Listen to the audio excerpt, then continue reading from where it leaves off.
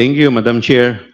Madam Chair, I've noticed, napansin ko po doon po sa unang affidavit ni Mr. Madriaga, ang sabi niya dito ay merong siyang, yung pera po na nagkakahalaga ng 33 to 35 million ay nakalagay sa duffel bag. Tama po ba? Doon sa unang affidavit ninyo. Opo, Madam Chair, Your Honor. Pero dito po sa supplemental affidavit ninyo, ang sabi ninyo dito, nakalagay sa large dark bags. So hindi niyo po dito mine-mention yung duffel bag.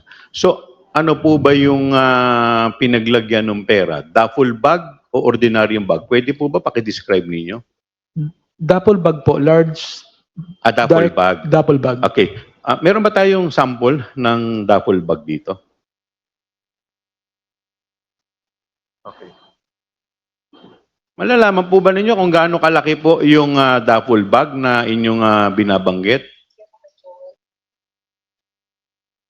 Meron po kaming dalawang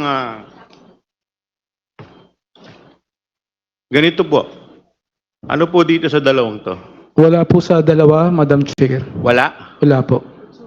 Yung itsura lang, kamukha. Wala din po. Wala. So ibig sabihin, pwede bang mas malaki dito?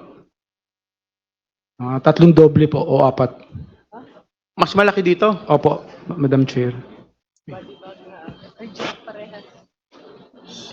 Wala.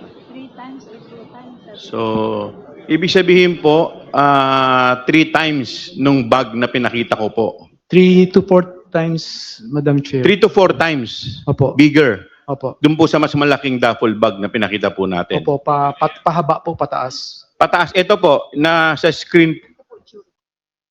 Dito po sa screen, ayan po. Makitid po yan, tsaka wala pong gulong yun. Tapos, Walang gulong, makitid. makitid po yan. Yun po malapad. Mga dalawa pong ganito po. Ang lapad po. Ang lapad. Tapos ang kapal po mga isang. Alright. So, that would be all, Madam Chair. Any other clarificatory question? The Honorable Adjong. Thank you, Madam Chair. Maraming salamat po. Magandang hapon, Mr. Madriaga. Gusto ko lang pong linawin yung inyong salaysay dahil ito ay nilahad sa wikang Ingles. Para po maintindihan ng karamihan sa atin ngayon,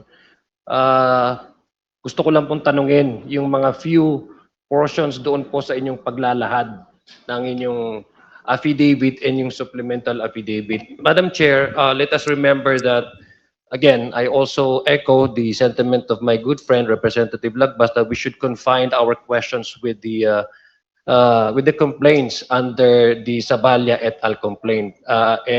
Party po doon sa complaint na yon ay yung sinasabing utilization ng confidential funds which is amounting to 125 million.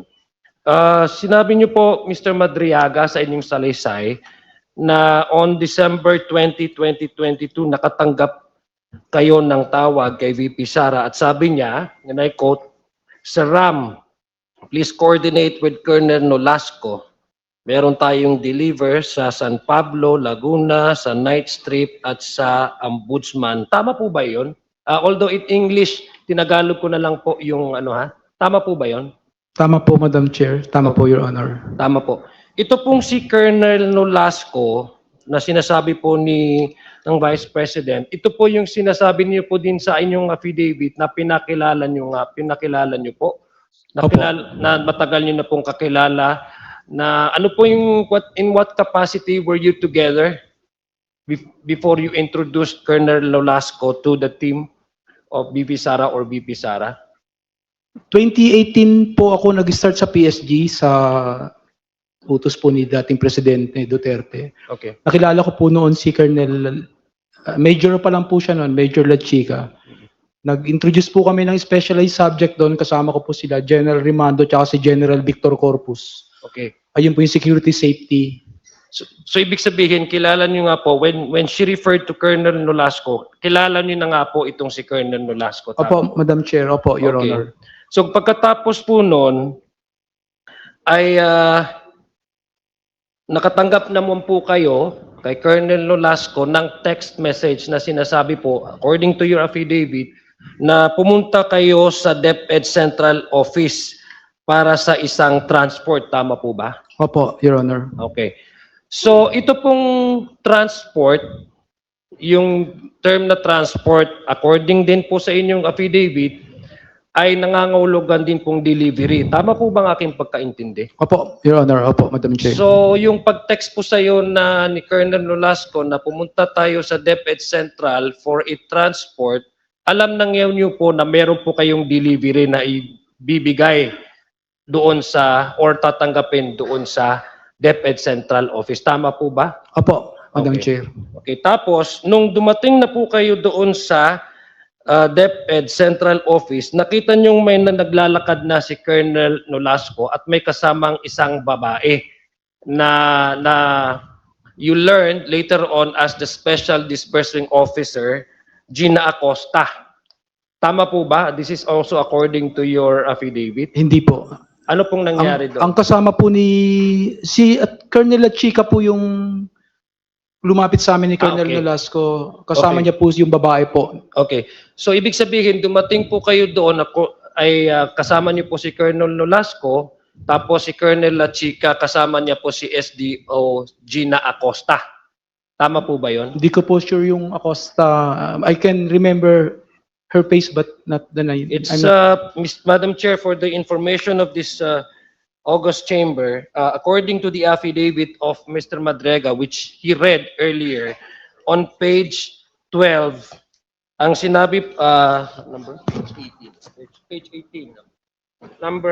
18, number 60, at around, and I'm quoting directly from the affidavit of Colonel Mr. Madriaga, at around past 3 to 4 p.m., 2 government vehicles with red plates entered the DepEd compound, and then Colonel Nolasco told me, ayan na, ayan na. Colonel La Chica appeared with a lady who I later learned to be Special Disbursement Officer SDO Gina Acosta.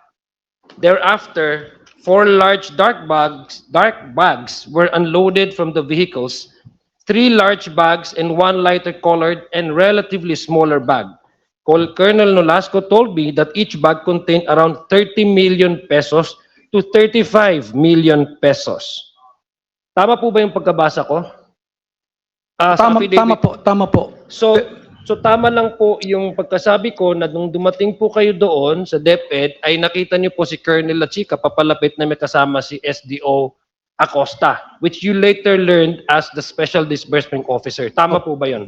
Tatandaan ko po yung mukha po ng babae pero hindi po ko familiar nung nakita ko sa pangalan nung time na yun. Okay, pero kasi sinabi naman po, later you learned that it was Yes, sir. the Special Disbursement Officer Si Gina Gina Acosta po. Opo.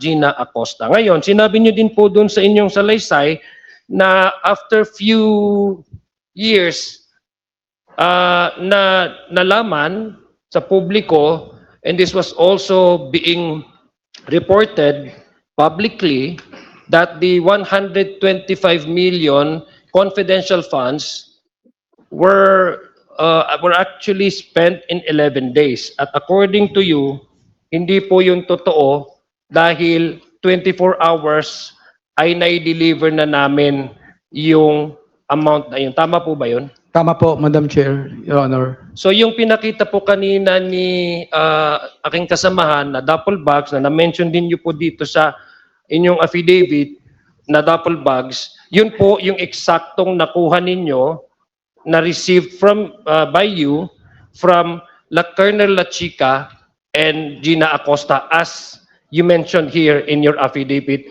as the amount to be transported or to be delivered. Tama po ba yun? Opo, Your Honor. Okay. Nakita nyo naman po yung bag na yon at tinuro pinakonfirm po sa inyo yon at na-describe nyo naman po kung gaano kalaki at kaliit. Tama po ba yung kanina lang, no? Opo, So Your ibig Honor. sabihin, kung kayo po yung nag-transport at na-deliver nito, At kayo, sabi niyo nga po, kumuha kayo ng 1 million. Ibig sabihin, nahawakan niyo po itong duffel bags na ito. Tama po Opo, ba? opo, Madam Chair. Opo, Your So, Honor. Mabigat ba? Opo. Gaano kabigat? Madam Chair, Sa probing. The Honorable Adjong, let us confine ourselves Okay. to what Okay. appears in the affidavit already. Okay, I'm just curious because he describes. Yeah, I know. I understand. So I will simply, Madam Chair, inform the honorable chamber that as what had intimated earlier by one of our colleagues, that we should confine our questions pertaining to the affidavit of Col. Madriaga. When it comes to the second complaint, which is basically the 125 million pesos spent in just 11 days, it appears, Madam Chair, that the person involved in the distribution of this 125 belies the 11 days, but in fact admitted that it was spent within 24 hours. That is exactly what his affidavit is saying, and that was we are trying, Mr. Chair, to actually solicit from him and to confirm whether his allegations, his affidavits are true or not. Maraming salamat, Mr. Madriaga. Maraming salamat, Madam Chair. maraming salamat po. Thank Your you, Honor. Honorable Adjong.